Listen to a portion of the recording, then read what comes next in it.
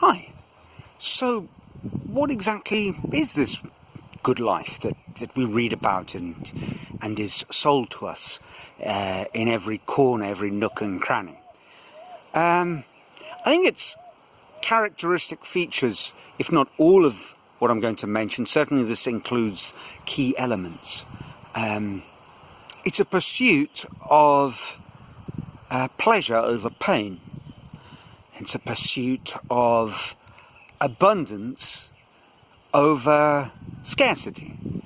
And I guess it's a pursuit of a freedom from worry and responsibility, things that trap us or hold us back. Now, thinking about it is nothing new. And one of my favourite little philosophers, Epicurus, was talking about it 400 years before Christ. So it's a pretty old question to be considering. Now, Epicurus, his philosophy became encapsulated in a word, Epicurean.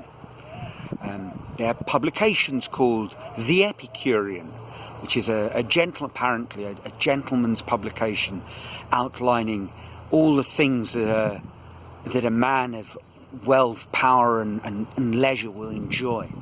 And I think his name became associated with a sort of a quite different philosophy, which would be hedonism, the absolute pursuit of pleasure at the expense of all else.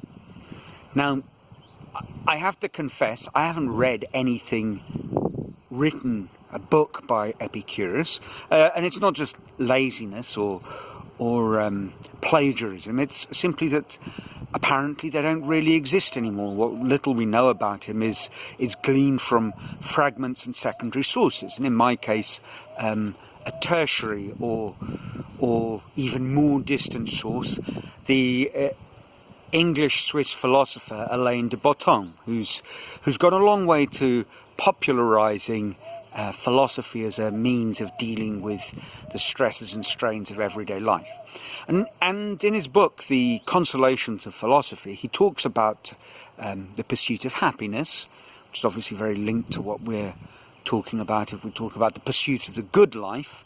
And it's an examination of Epicurus. And Epicurus, in essence, suggested we need three elements that would comprise a good life and, by extension, a happy life. Or perhaps he meant a happy life and, by extension, the good life. And it was all in ancient Greek, so, who knows what he really said. And it's not written down, as I've mentioned.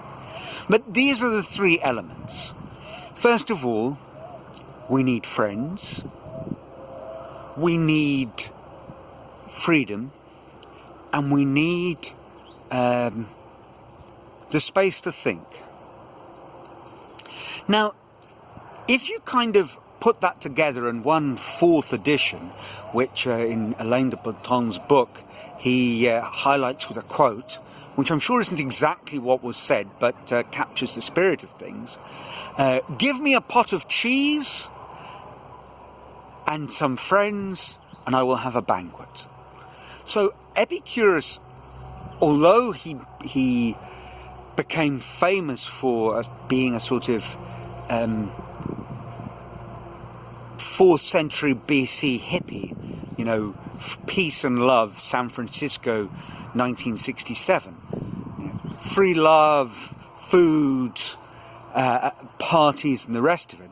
Nothing could be further from the truth. The commune part seems to be fairly true. His followers and he lived in sort of compounds, but they lived in very simple circumstances.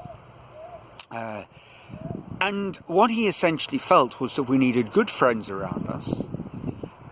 We needed freedom from authority imposed upon us. And we needed the time and space to think about things and consider the worth of the argument. And in de Botton's piece, he talks about an example where, You know, you might imagine going on a holiday, and this really would be part of the good life, you know, going on a holiday and staying in a Spanish villa with fantastic food and wine on your own. And you might actually quite quickly become miserable. Whereas you could imagine going on a camping trip with very limited provisions, with your very best friends and a tent, and you'd have an amazing time.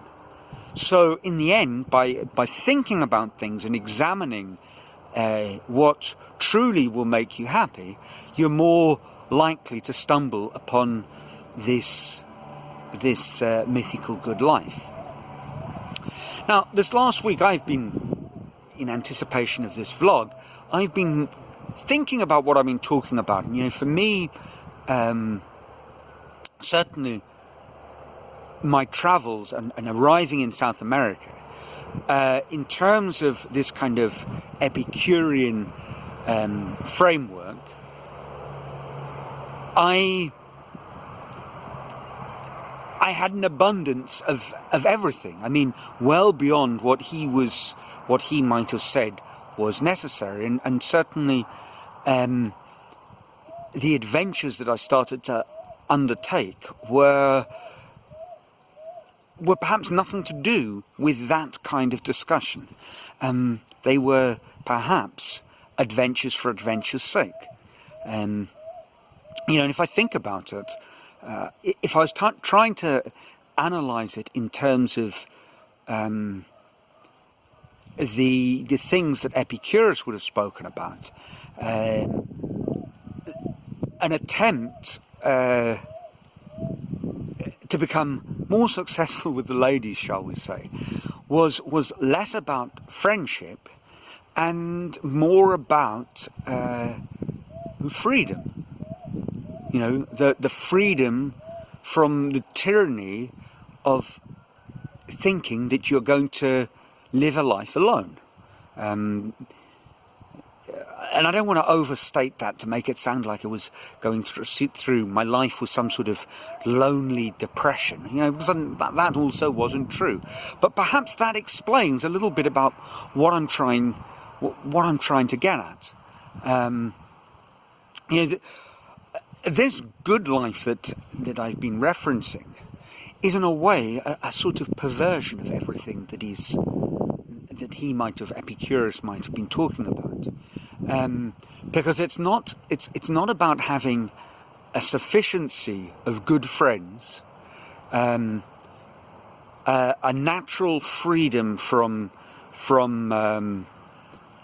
people controlling your life or circumstances controlling your life. And it wasn't about a deep and thoughtful reflection. It's all about having an excess of friendships, about not being controlled by others, but by the good life is almost controlling others. And the freedom that we're talking about becomes the freedom at the expense of other people. And perhaps my improved financial circumstances, I don't think they really translated into that type of chasing after more expensive, more desirable luxury goods and experiences. Rather, what it seemed to me, and it was the start of my good life, Peru, definitely. What it seemed to me was that this money was a genuine freedom, and it was a freedom from worrying about money, from thinking, you know, if I have a bill to pay, how am I going to pay that bill? And once you have that freedom, once your life is essentially something where these kind of problems can be solved relatively easily, you're a long way towards establishing for yourself a truly good life. I've seen mentioned And you might have come across this, an alarming statistic that the average American has no more than $400 readily available for an emergency. And we're not talking about just, some sort of mean number distorted by the very poor, or a sort of impoverished underclass. We're talking about most people. If they were hit, and the people that I heard talking about this were university professors, and they're saying, I'm a tenured professor at a great academic institution, and it just struck me one day that I couldn't actually, if I had an emergency bill to pay of $600, it would require debt. It would require me borrowing money. And that's exactly what Peru very quickly stopped being for me. It was about, well, whatever happens, I have more than enough to take care of my needs. And that excess, I think I was quite fortunate in this regard. I did buy more than I needed of certain things, but it was very limited, I think, to books and CDs. And that was pretty much it in terms of consumer goods. It was books and CDs. In my first year, I kind of went from having a portable tape case to saying, well, CDs are here to stay, and starting to build up my collection. And by the time I moved to the northeast of Brazil, and despite a number of big robberies that I had the misfortune to suffer in Peru, house breakings, where I lost hundreds of CDs. But by the time I left for the northeast of Brazil, I left Sao Paulo, I had 1,300 CDs, more than I could listen to by a long chalk, and I had hundreds of books, reference books that I'd read, books that I hadn't read, and that was my big indulgence, which, as bad as it might have been, and as indicative as it might have been of certain psychological weaknesses, certainly is quite different to having a perfectly good car and then trading it in at a massive loss and leasing, the new latest shiny four-wheel drive, or having a perfectly good phone and immediately, going from the 6 to the 7 to the 8 and so on. So I don't think I've ever really been part of that game. Now, in terms of spending money, I did lash out on what is, I suppose, had been for me in South Africa, and certainly in England, a real sign of luxury and wealth. And when I got to Peru, I realised that besides having an amazing new job that paid sort of geographic arbitrage, that paid exceptionally well compared to the standard or the cost of living, I was in a fascinating country and part of the world where it was cheap to travel. So I kind of dived in head first into travel and more travel. And I think that's what I'm going to be looking at afterwards next week, because I'm sort of coming up to 14 minutes, is the role that I think travel plays in the good life.